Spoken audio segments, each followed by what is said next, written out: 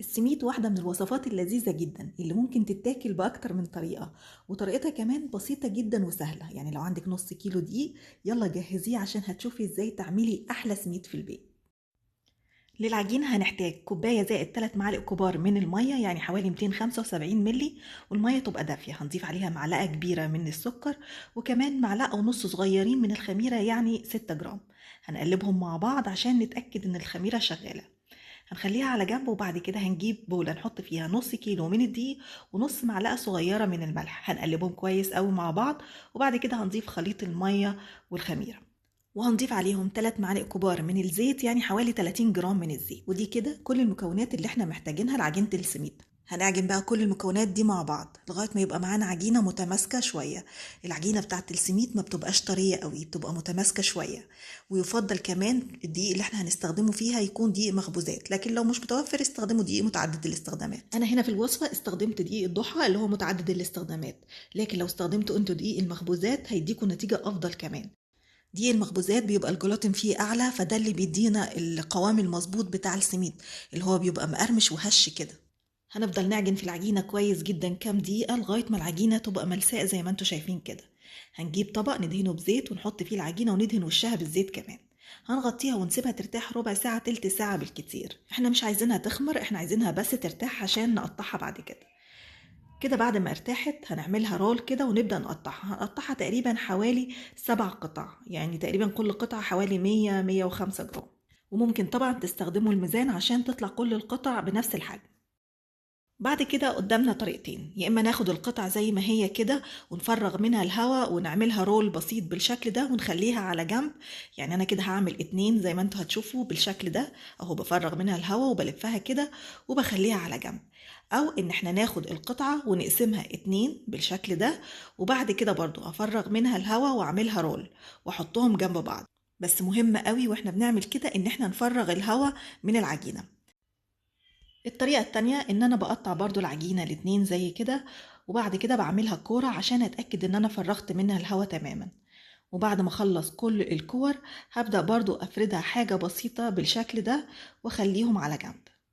وبعد ما اخلص كل الكمية بدهن ايدي كده بزيت وبدهن وش العجينة كلها، وبعد كده بغطيها وبسيبها تقريبا 10 دقايق. وبعد ما ريحنا العجينة 10 دقايق وما تكتروش عن كده، هندهن السطح اللي هنشتغل عليه بشوية زيت خفيف قوي.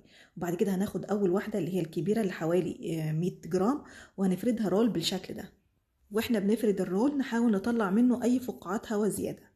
وبعد ما نفرده بنقسمه بالنص، وبعد كده بنلف الحتتين كده على بعض بالشكل ده، ونقفل الطرفين في الآخر مع بعض ونضغط عليهم عشان يقفلوا كويس قوي. حاولوا بس ان الطرفين يبقوا تخان شوية عن بقية العجينة عشان لما تضغطوا عليها بالطريقة دي يبقى كلها حجم واحد زي ما انتوا شايفين كده.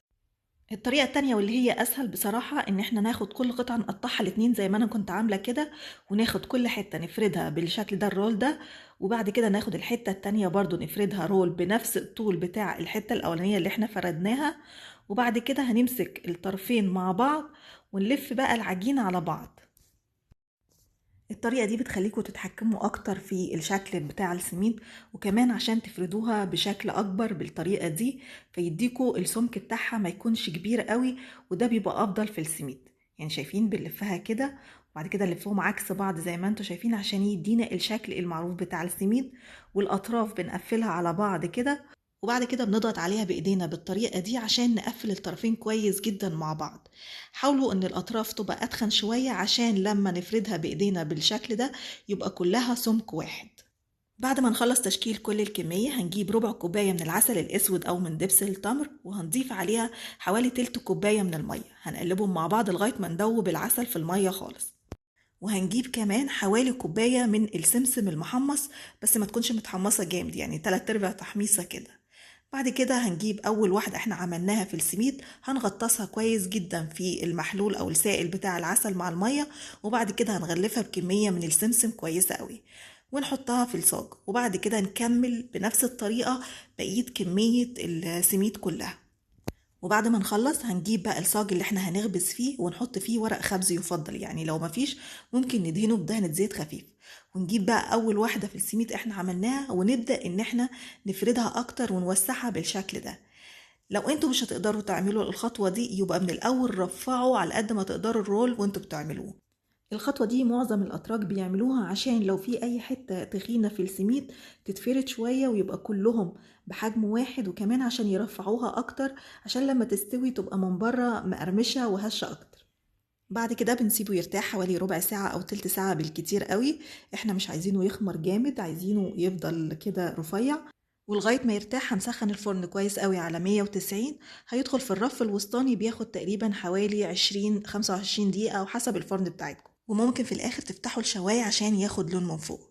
شايفين بقى جميل ازاي من بره؟ يعني فيه قرمشة وهشاشة كده شوية، ومن جوه طري جدا. طبعا انتوا ممكن تعملوا بقى شوية دقة كده جنب السميد ده وهو سخن كده، او كوباية شاي طبعا بيبقى حلو جدا. او ممكن تعملوه بطريقة تانية ان انتوا تفتحوه من النص وتحطوا فيه الحشوات اللي انتوا عايزينها. في مطاعم كتير بتقدم الساندوتش ده بتاع السميد، بيبقى جواه بقى شرايح الجبنة مع التركي كده مع الخس، بيبقى جميل قوي وطعمه بجد لذيذ. طبعا زي ما انتم عارفين السميد هو اصله مصري. الحركة بس اللي زودوها الأتراك هي حتة إن هما بيغطسوها في السائل بتاع العسل الأسود مع المية، ويغلفوها بكمية من السمسم كبيرة قوي من بره. يلا بقى قوموا جربوا السميد، أنا متأكدة إن هو هيعجبكم جدا وهتبقى حاجة أساسية هتعملوها على طول. وما تنسوش تبعتوا صور تطبيقاتكم على صفحتنا على الفيسبوك. وبالهنا والشفا مقدما لكل اللي هيجربها، واشوفكم على خير الفيديو الجاي.